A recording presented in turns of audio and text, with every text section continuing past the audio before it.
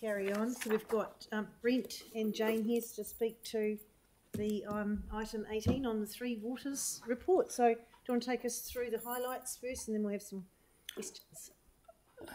Thank you. Well, we'll just take the report as read. There's I guess there's highlights and lowlights through the report. There's a few things that obviously we need to carry on working with in terms of compliance, which we are doing. The program is running relatively well at the moment. We're well up with our capital program. We've got good relationships with both of our regulators at the moment, working in closely with them. That's Te Mara ROI and Environment Canterbury. And just if there's any questions, I'll be happy to answer them. Okay, well, look, I'll kick away. I've got a bit of concern about the Aotekai Kino and the compliance there with the zinc loading. There's a 111% increase. Where is that coming from? Because I actually thought it was a nitrate issue in the Aotekai Kino. There's a large, from my understanding, there's a large commercial area feeding into the Aotekai Kino. We get a lot, and also the roading. So you get a lot of zinc come off brake linings and also from unpainted zinc roofs. So we're looking and discussing with ECAN as to what other measures we might be able to put in place. It's a projection of where it's us not being able to keep up with the growth, basically. So we have to put something in place to capture those levels, and there are some options there that we're looking at. Yeah, but it's I mean, how long is it going to take? All that work to, because that was one of our purest, cleanest waterways. And it still is, but it's a matter of getting those mitigation measures in place as the growth occurs. It's not all. Some of it is our predictions going forward, but we're working closely with ECAN, and we'll get those additional measures in place as the growth comes through. So I think the Christchurch West Melton Zone Committee shifted their focus to the Aotekai Kino because it was the purest water. So are you working with the Zone Committee as well? The team are working with all the various parties, including there was a deputation to council a couple of weeks back, so we've contacted that group as well and working in with their ideas. Right. I mean, 111% increase is huge. Yep, and some of that's just showing that we're measuring and sampling a lot better than we used to, and that is the real figures, so we report them. Right, okay. Any other questions? Tim? I guess this is more a general question. With the issue of contaminants coming off brake pads, etc., could we as a council write to the new Minister of Transport and just say, look, we would support, as California and other countries in Europe have done, the banning completely of copper brake pads and whatever the other pads are. So California did it a number of years ago. Yeah, through the chair, I believe the copper is already on its way out through central government. It's already happening, but there are other things. Yeah. So I believe that's already happened. So that was a request from council a couple of years back. And in the Zone Committee, and we put a remit through LGNZ. Right. Yeah. It just shows you how slowly the wheels turn. And it does. It takes a couple of years to get it through. But the one we've got to concentrate out there now at the moment is zinc. The zinc, yeah. Following from that, could we ask government to look at requiring producers of the metal cladding, etc., that they are covered, or as in painted, whatever it is, prior to it leaving the site? Because at the moment we are having to pay, and companies are having to pay to put filters on their waterways or their drains leaving their properties. But if it were that they could not, if you're buying aluminium cladding or whatever it is, that can't leave the site where it is produced or landed without being treated first. It's happening everywhere else in the world. I mean, this is not new, like the brake pads, which have been banned in California for over probably 10, 15 years. You know, this is old stuff. We're still probably 20 years behind the rest of some areas of the world. So I'm just wondering, could we do the same thing? Well, Councillor, that would be something we'd have to get advice from our building consent type people, because you're talking about a whole product change, and yes, that would have to be driven centrally. Technically not a product change, technically it's a change to the chain of the product being let out.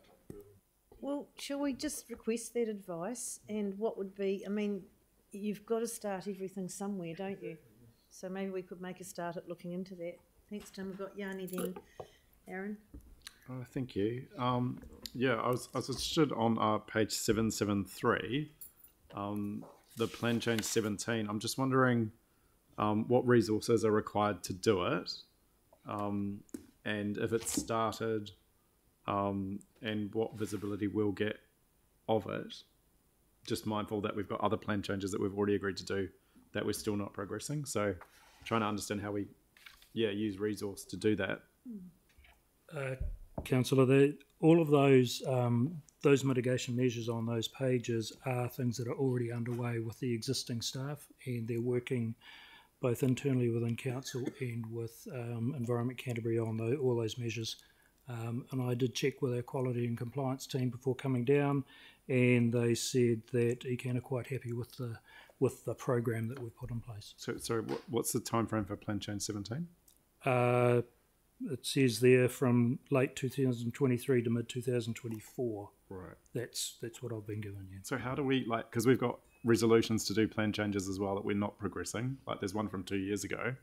So how are we weighing up About what? What resource gets put to into this? a plan change? What's the one from 2 years ago? Around the shipping containers. Right, so let's just keep it related. Yeah. So the industrial residential interface. Yeah, but your question was about the timeline for this plan change? Well, this one should already be probably notified if it's going to get in place by the mid 2024. There's not much time left. I don't think we've even seen it. I don't have that information. You know, so can we get some clarity around the work program for plan changes and what resources are required to do? No, can we just one? get some clarity on the work process for this plan change 17 and if it's on track for 2024? Just keep it related to this one, Yanni. That's a bigger question that you're asking. Well, but surely we can know whether any other work is going to be put on hold while we do this plan change. That's an operational. Okay. It's not something I can comment on, but I can find we out get some more more info? detail on I plan think- change 17 as it relates to this Yeah. report. Thank you. And whether it's usurping any other plan changes, that would be quite. And can we also just get some advice around whether it just relates to residential building sites or whether it will relate to industrial and commercial sites as well? And whether it's just regarding the hillside developments, or is it on the in the residential areas on the flat as well? That would be cool. Yeah. So Okay, the other question I had was in regards to the wastewater treatment plant response.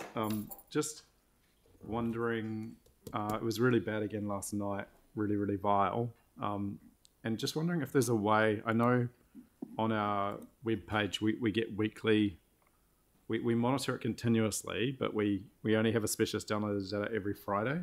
I'm just wondering, given that it's been so bad for people, if there's a way of making that information live so people can just actually look and see what's happening. Councillor, I'd have to ask the team as to whether that's possible or not, but we can discuss it at the Liaison group. the liaison group meeting tomorrow night. Yeah. And like in terms of the support for people that are being impacted, do we have a sort of time frame for when we'll get that information back? We'll discuss that at the meeting tomorrow night. Okay. Thank and you. sorry, just finally on that, the response back to ECAN, when is that likely to, do we know how we're tracking to respond? Or in the remedial action? It was, in the information that I sent through to you, that was due to go back today. I haven't had an update from the team. Okay. Could we just maybe get an update and get it circulated? It might be quite useful to have that ahead of the meeting tomorrow night to circulate to the people. Thanks. Okay. Jane, do you have any comment about the way forward with the wastewater treatment plant along the lines of what you said this morning? Yeah, well, first of all, as staff, we are acknowledge that we've been too late in putting a plan together. We can't change the past, but we're certainly looking at integrating. There's a lot of work streams underway at staff level at the moment. We're due to come back to council in April with an integrated plan. We're on track to do that, Brent.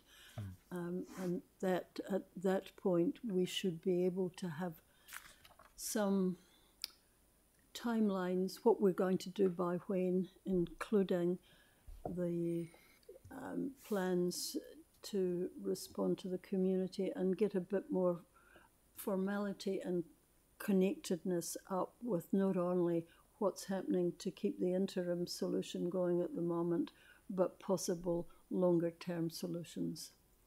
That's by next month. That's coming back next month, and That's of course, excellent news. yeah, of course, we've got the insurance committee subcommittee dealing with the claim at the moment. Okay, and that's exactly what the community wants. They just want some clarity and some idea of what's going on. So that's really good news. Yeah, yes. Well, we all do. It's no fun for the staff either, but we'll make sure we don't overpromise, but we will give indications of what might happen when. Thank you. All right, Councillor Kewen. Yeah, mine was just to follow up on the copper and the zinc in the waterways. Isn't that mitigated by our stormwater retention basins and swales? That's the point of them, is to pre-capture those in there before it goes in. So how's that program rolling out across the city? Other than taking out all the breaks? Yeah, so that is correct. That is what we are doing. But the quantity we've calculated in our model is going to exceed what the size of our treatment facilities will be able to take out. So that's why we're looking at adding some further scrubbing processes to it. There's been to those treatment basins. There are so some. We're going to use scrubbers. Did you well, say? I call it scrubbing the. Yeah.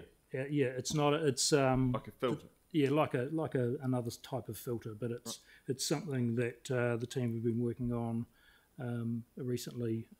It's some new technology out. Cool. That's good to know.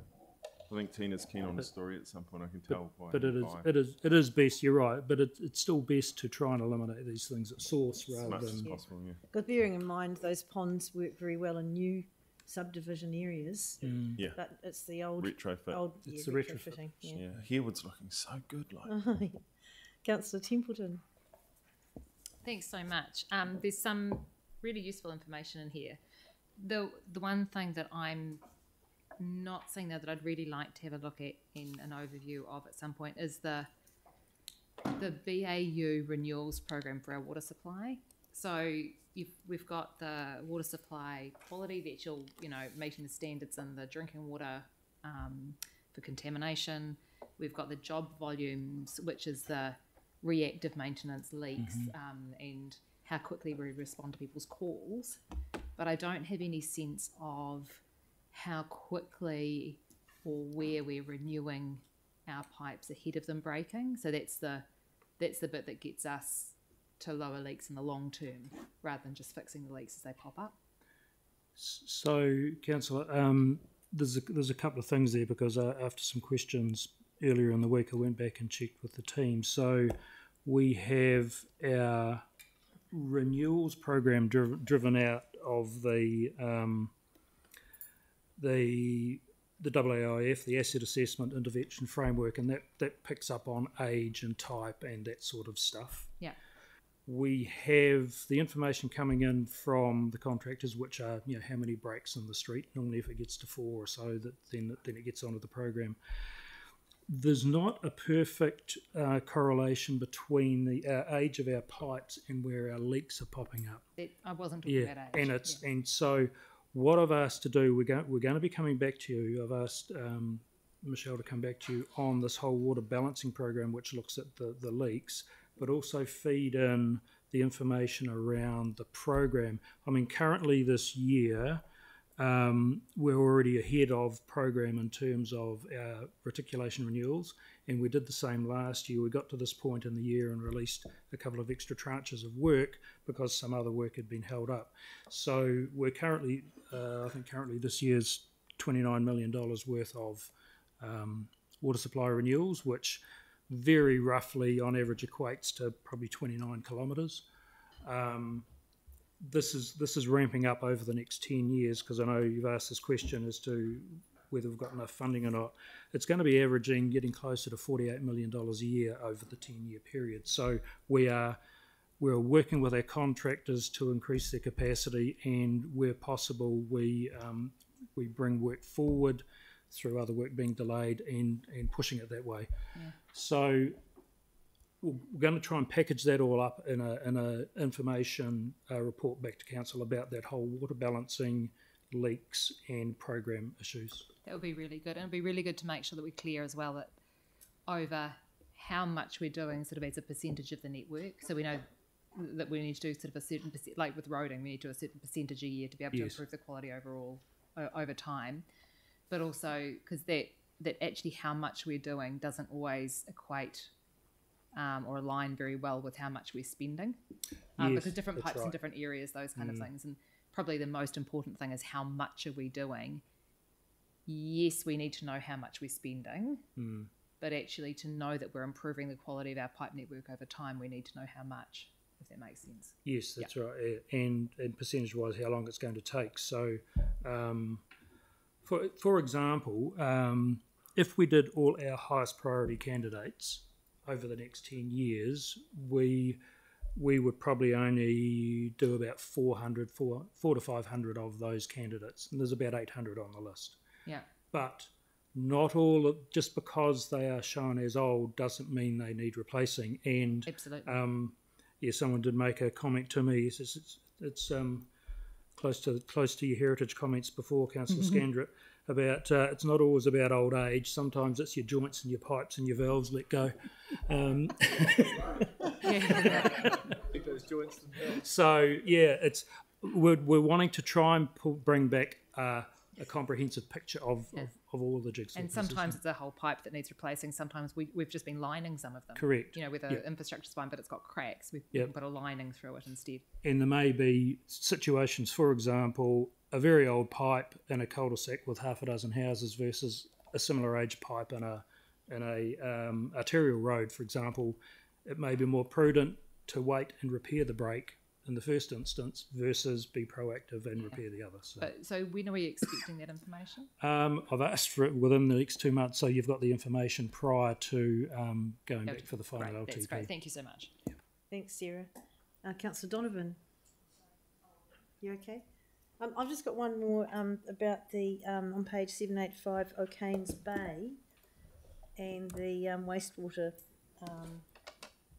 the water supply. Sorry. And so that consent is being possibly held up due to Runanga concerns over the discharge from the water treatment plant, which is quite surprising because we had such a really, really good engagement with them over that whole consenting issue. And my question is, that could be held up for about 2 years. Will that also affect the Kokorarata water supply project? No, the Kokorarata is a separate study that's going on at the moment. The O'Kane's Bay one, it was raised in our meetings with the Runanga, and they had concerns about the final siting of it and susceptibility. There are issues with that water supply in terms of being able to filter out, all the turbidity at certain times of the year. So it's really just getting back to addressing those before we hit the final go button. By pushing it out a couple of years, it just gives us the time to deal with those issues properly and get everything squared away that everyone's happy with the project. So not too concerned, but we're just working our way through those issues. So it's just a little bit confusing the way you've titled it, the new water supply, but it's linked to the discharge from the water treatment plant. I'll have to. That's not. Oh, that's not the wastewater treatment plant. It's just the treatment. It's a plant. new water Water supply treatment plant, plant. which came to council Right. a few months back. Okay. Yeah. All right. Well, that's a bit of a concern, isn't it? Okay. Yeah. So, are there any other questions on the report, Councillor Barber? Yeah, just a question around water supply, Brent. Obviously, we're chlorinating the water, and we've got lots of different wellheads. If we were to go over a long period of time and put in UV light or UV, what would that cost us per wellhead? I think if you may recall, when the protozoa information came to council, I think we were looking at, if we weren't able to get class 1 water through sampling and what have you, it was going to be for the whole city somewhere in the order of about $500 million or something like that. Yeah. It was very, very expensive. So that's why, and this is just for protozoa, this is why we are doing class 1 testing, and they come from the deepest aquifers, so that we don't have to. And we're doing some joint studies with Tamata Arawai on that. But yeah, it's.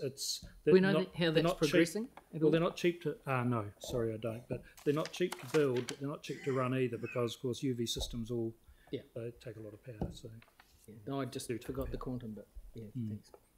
So just to say, if class 1, what do you call it? Class 1 water status Yeah. is demonstrated, and you're deeper than 30 metres, you don't need the UV. We don't need the UV. Yep. The chlorination currently is required for the distribution, so that's a lot to do with the state of the network and things like that. Residual. Right, so we're up to Councillor Fields. Thank you, Pauline. Just on the Akaroa Law Hill Reservoir replacement, and just noting that the level 2 water restrictions in Akaroa at the moment, just as it's going through, like, are there any kind of like specific risks there to the water supply, like the drinking water supply? As we go through that process, is there, just those things kind of working together? Is there anything we need to watch out for? Short answer is no. The team are pretty good at monitoring and keeping on top of any risk there. There was temporary tanks put in the meantime to maintain the supply, and we'll be in a much better position when those new clip tanks arrive in terms of storage as well. So no, the team are right on top of everything. Do we have a sense of when those water? Thanks, Brent. But do we have a sense of when those restrictions will finish? I can't confirm it, but I did hear the other day it was pretty close. Oh yeah, cool. Yeah. Thank you. Okay, it's a good report, thank you. So today we're receiving the information in the report, and that's from the October, November, December. When will we see the next report? Will that be, are they monthly or 3 monthly? They're 3 monthly, so it would be, it takes a couple of months to get the data together for some of the stuff, so it's probably maybe May, June. Okay. Yeah, I haven't got the exact time. June. Sometimes it depends on the timing of the meetings. Yep. Yeah. Okay, well, I'm happy to move this. Councillor Barber is seconded. I'll put the motion, unless there's any debate, sorry. No debate, I'll put the motion. All those in favour say aye. Aye. Against, that's carried. Thank you. Welcome back. And that takes us to the final item. Sorry to keep you waiting so long today. Item 19, Central City Biannual Report. Thank you. So this relates to the